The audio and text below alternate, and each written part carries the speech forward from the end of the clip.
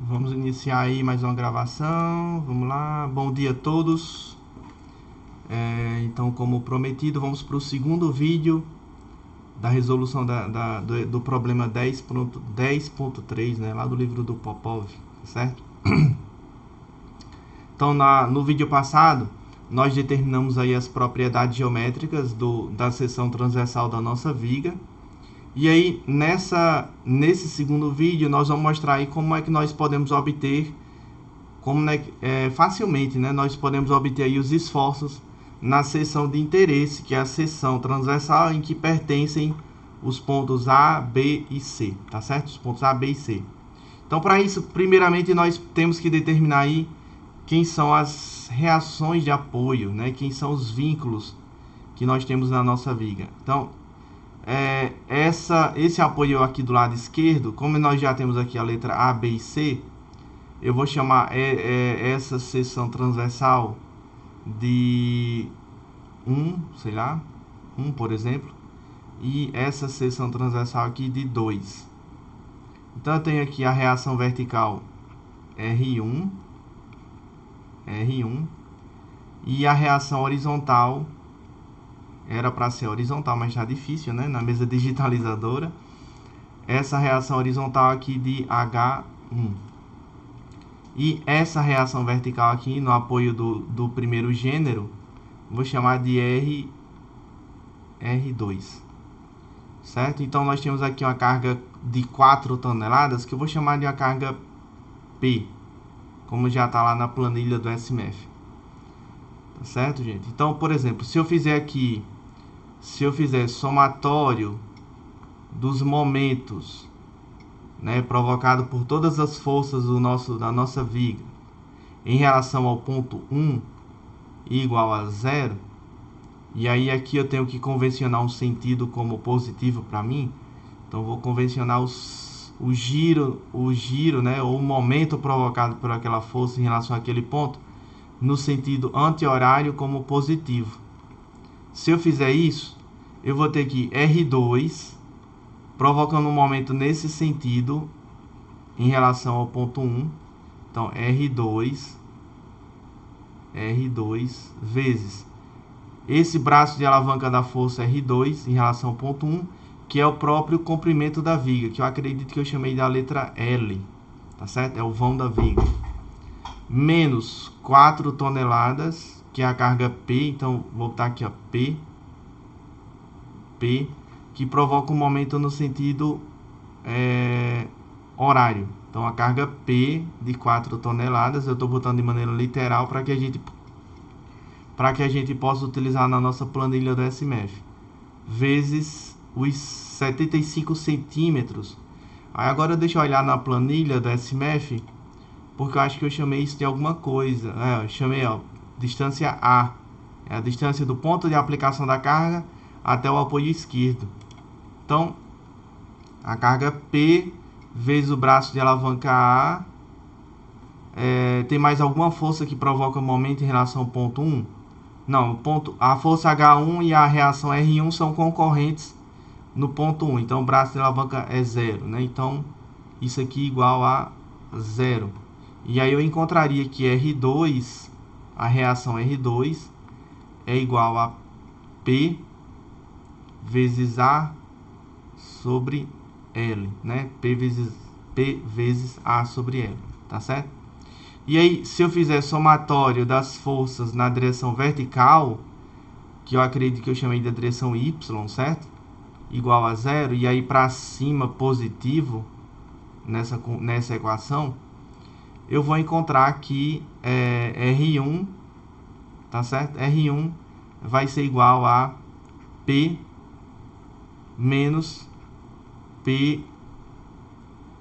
Deixa eu apagar aqui que eu escrevi errado.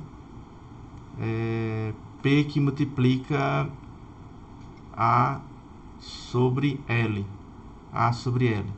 E aí eu vou encontrar que R1 vai ser igual a R1, gente. Tá difícil aqui na mesa, hein? R1 vai ser L menos A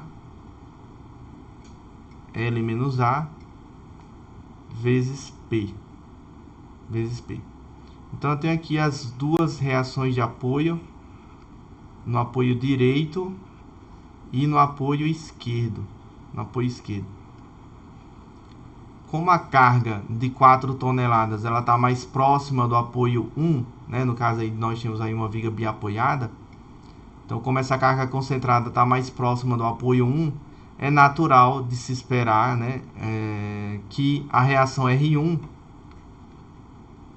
seja maior do que a reação R2, né? R2. Inclusive eu esqueci de dividir aqui por L, né? Então, se vocês olharem as equações, tá certo? Se vocês olharem as equações atentamente, vocês vão ver que a reação R1, né, como L menos A é maior do que o A, L menos A sobre L, né, é maior do que o A sobre L, então R1 realmente vai ser maior do que o R2, certo?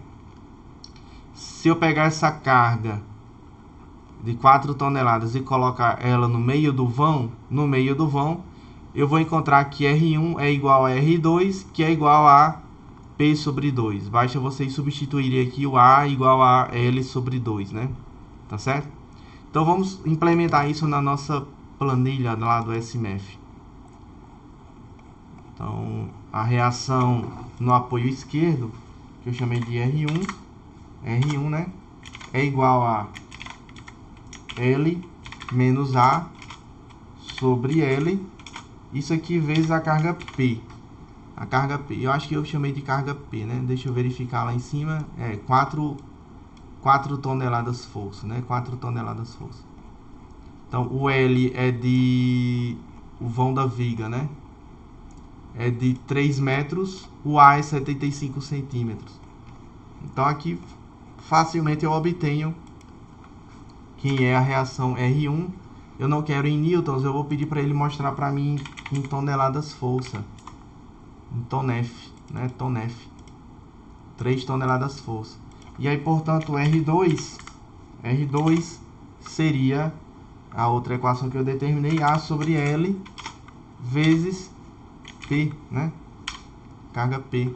No caso, eu quero aqui em toneladas forças também. Toneladas força. E aí, o SMF entendeu que eu digitei errado alguma coisa. Vamos voltar. Digitar novamente. Tonef. Aperta a tecla Tab. Tá aí. 1 tonelada, né? Ó.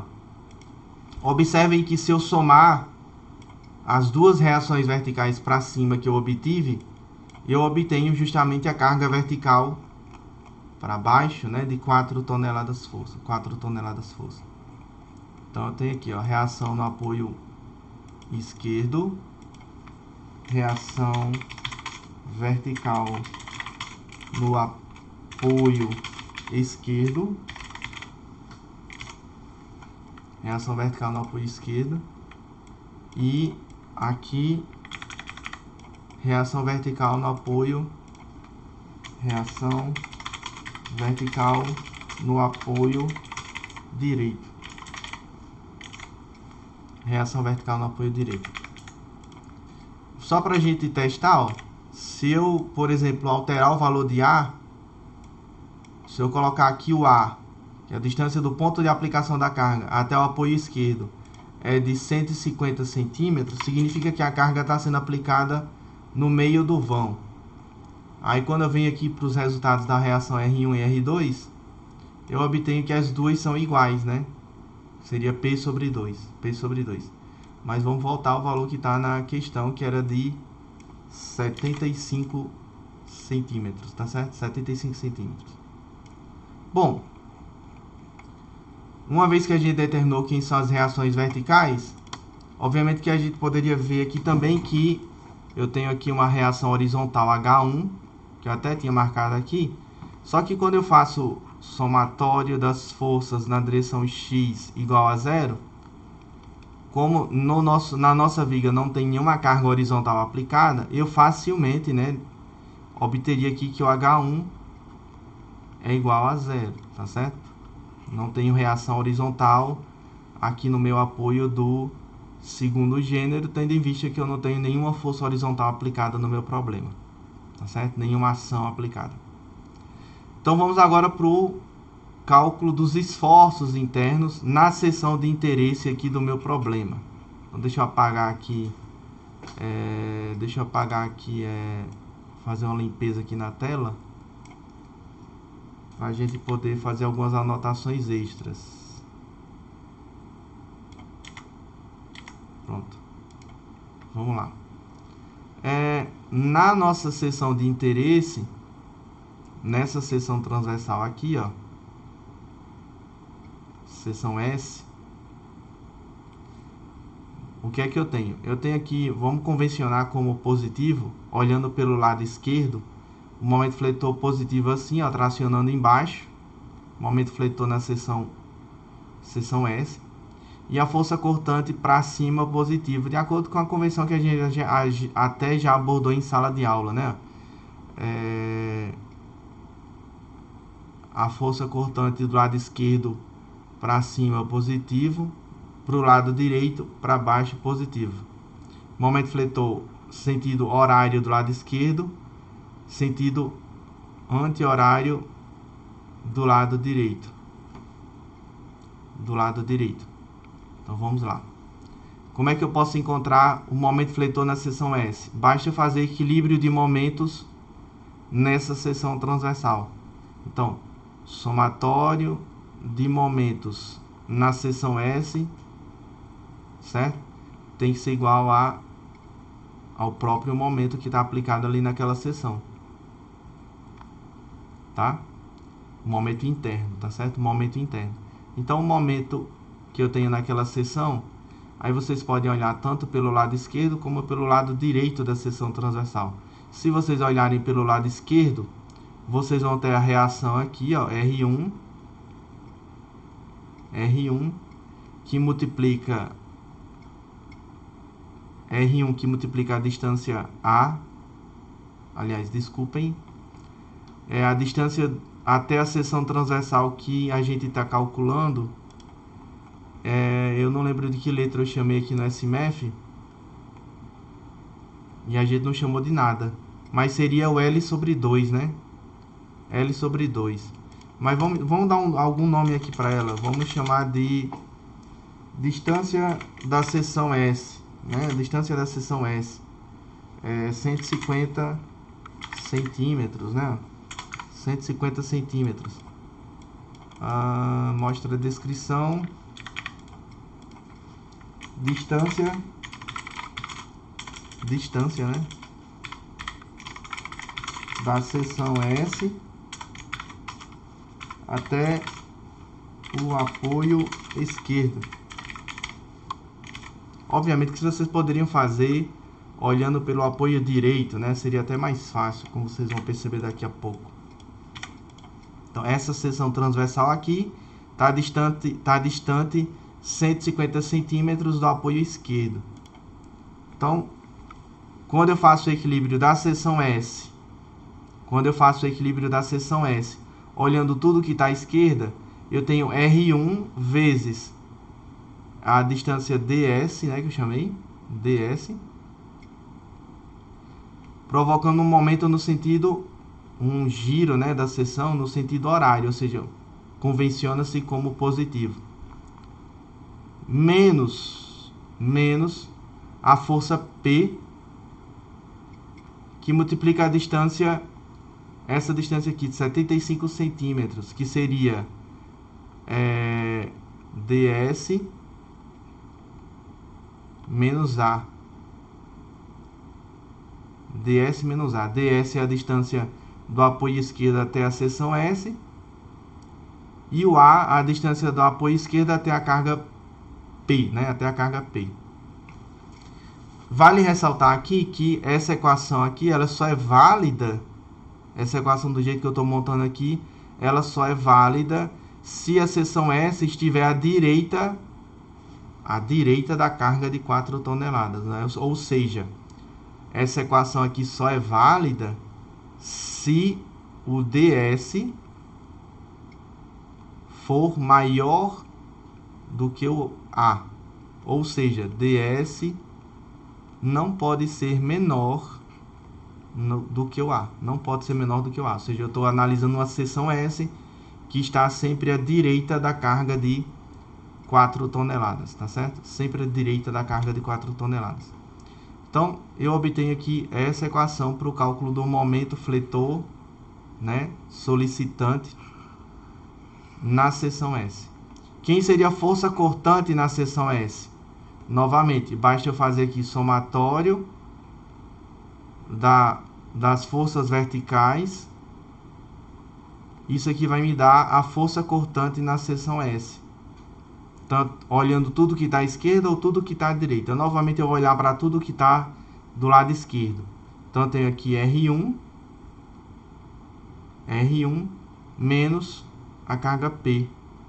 Por que P ficou negativo? Porque P é uma carga para baixo. E eu convencionei que o somatório das forças verticais na força cortante, se eu olho para o lado esquerdo, tem que ser para cima, tá certo?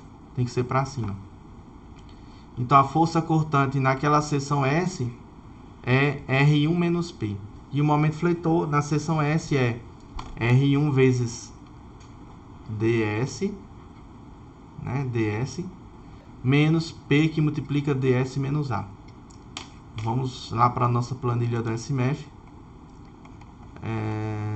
Vamos botar lá.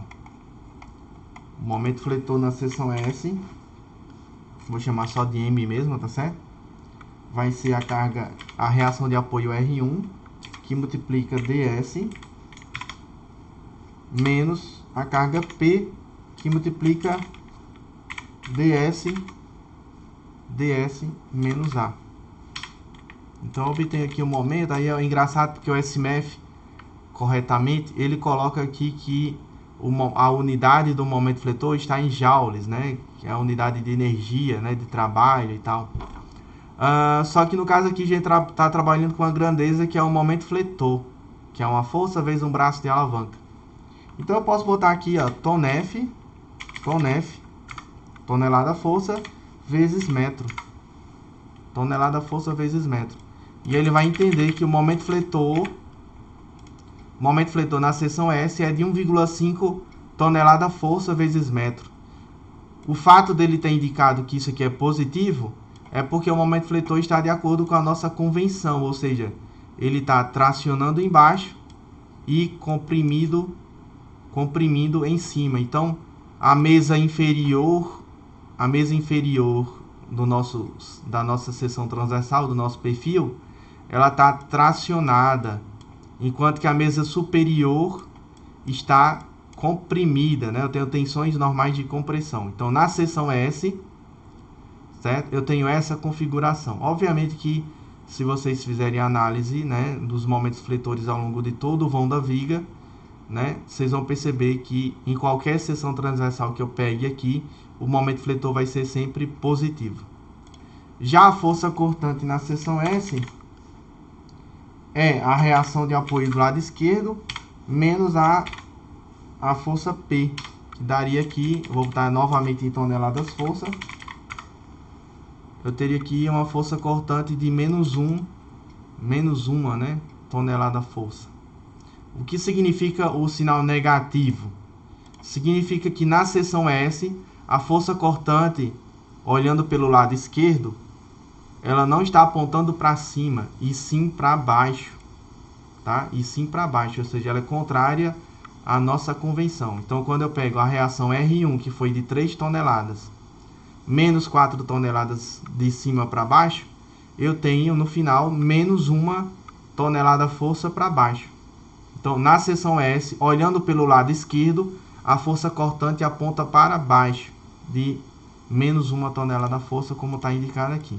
Então, vou só botar a descrição, ó. Deixa eu apagar isso aqui que eu digitei sem querer. Momento fletor na seção S. Momento fletor na seção S. E aqui a força cortante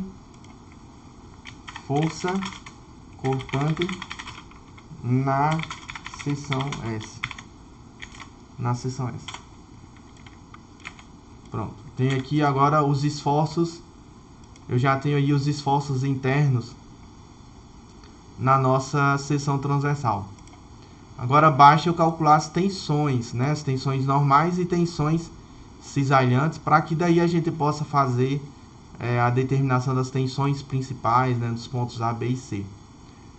Eu acredito que pelo tempo do vídeo eu já tenha extrapolado um pouquinho, né? Então vamos fazer o seguinte, eu vou calcular, né, ainda nesse vídeo, as tensões normais nos pontos A, B e C. E aí no próximo vídeo a gente determina as tensões cisalhantes, determina os estados de tensão e continua. Então por enquanto vamos calcular somente as tensões normais nos pontos A, B e C. Em qualquer um desses três pontos, como a gente tem uma viga aí submetida a flexão simples, certo? E é uma seção transversal que está ali no meio do vão, eu posso admitir com uma certa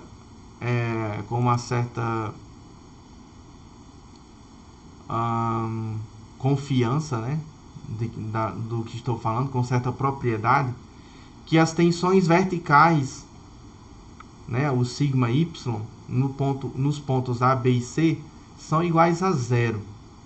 Então eu só tenho tensões na direção horizontal, que seria a minha direção x. Certo? São as tensões normais provocadas pela flexão. Então vamos calcular aqui. Quem seria a tensão normal na direção x no ponto A, no ponto B e no ponto C? Tá certo? A tensão normal no ponto A, aí aqui a gente vem aqui, ó, sigma A. Sigma é a letra S, aí aperta Ctrl G. Sigma A é igual a o momento fletor vezes o braço de alavanca, não, aliás, vezes a distância do ponto A até a linha neutra, que seria a altura do perfil menos, inclusive acho que eu chamei de D essa distância, que é a altura total do perfil, tá certo? Deixa eu verificar aqui se eu calculei ela. A altura total do perfil é de 27,5 centímetros. Aí a posição do centroide em relação à base do perfil é de 12,88. Então se eu fizer esse menos esse menos esse, eu obtenho aqui a distância do centroide até o topo da seção, que é onde o ponto A está localizado. Então quando eu venho aqui, ó, o momento fletor vezes a distância do ponto A até a linha neutra é a altura total do perfil menos o YCG. E aí eu vou e divido isso aqui tudo pela inércia em relação ao eixo Z da minha seção, que eu já calculei no vídeo anterior. Uma coisa inconveniente que eu tenho que corrigir aqui é o seguinte. Nessa equação, na equação da tensão normal, né, provocada pela flexão simples, nessa equação aparece um sinal de menos. Se vocês trabalharem com esse sinal de menos aqui, lembrem que o C, que é a distância da linha neutra até o ponto, ele é positivo se for para cima e negativo se for abaixo da linha neutra, né? Então o C é positivo se for acima da linha neutra e o C é negativo abaixo da linha neutra, né? Então aquela equação que a tensão normal é o momento fletor vezes o C dividido pela inércia, e aí tem um sinal negativo que acompanha a equação. Então estou botando aqui o C com o seu valor positivo, né? Positivo, ó. Positivo, 0,15 metros, ou que é aproximadamente 15 centímetros, né? 14,62 centímetros para cima, então C é positivo. Só que aí quando eu peço a tensão, ó, eu obtenho ela em, deixa eu pedir aqui ela em megapascal, 17,42 megapascal de compressão, né? Então lembrem, por que o ponto A está dando aí uma tensão de compressão? Porque o momento fletor é positivo, né? Ele traciona as fibras abaixo da linha neutra e comprime as fibras acima da linha neutra. No ponto B de bola, como é que eu faço? Né? O ponto B que está acima da linha neutra também. Deixa eu apagar aqui, ó. No ponto B, o momento fletor é o mesmo, né?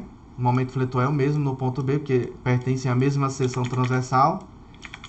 Só que a distância do ponto B até a linha neutra é a distância da linha neutra até o topo. Vamos ver aqui, ó, na figurazinha. A distância da linha neutra até o topo menos a distância dB, que é a distância do ponto B ao topo da seção. Então, se eu pegar essa distância daqui para cá, menos o dB que está aqui, eu vou obter a distância do ponto B, que está na alma da nossa viga, né? A distância do ponto B até a linha neutra. Então, vamos lá.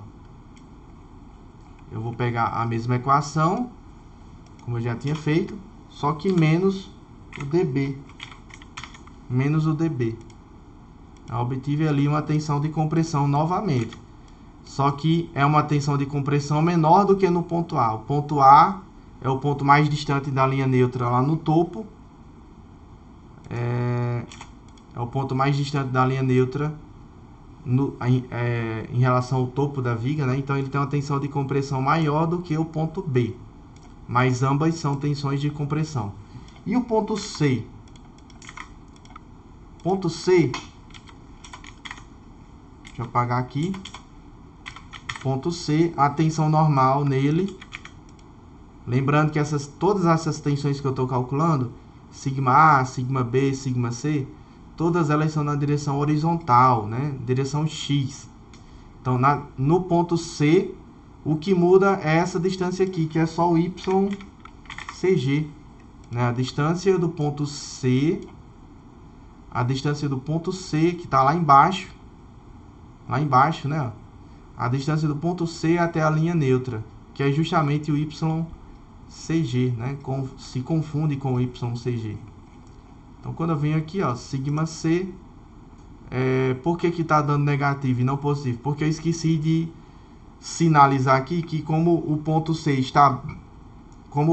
está abaixo da linha neutra, então o C da equação recebe um sinal negativo, que eu esqueci de digitar, tá certo?